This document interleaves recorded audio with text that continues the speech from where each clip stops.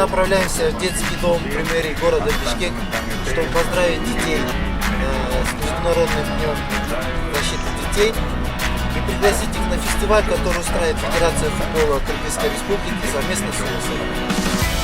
Как вы видите, с нами едет Акшинкар.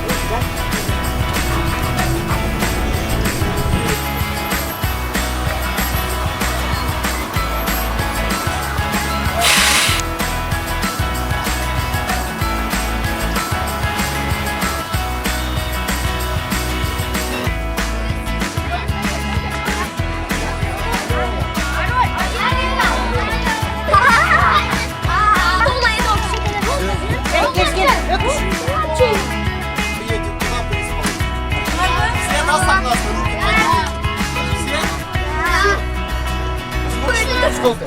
10, 11, 12. Сколько? По одному? Один. Кто сказал один? Все. 1 балл получает.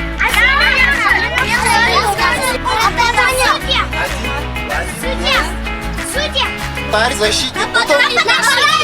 Потом кто еще идет? Полузащитник. Молодец. Ему 1 балл.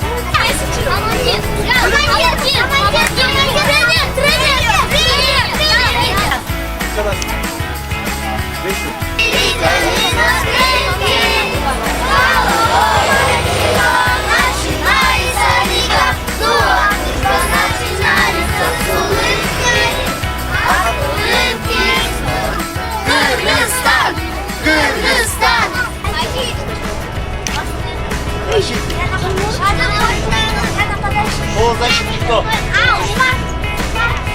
А кто? Кто Бесс? А Криштиану есть? Криштиану Рональдо. 4 Криштиану.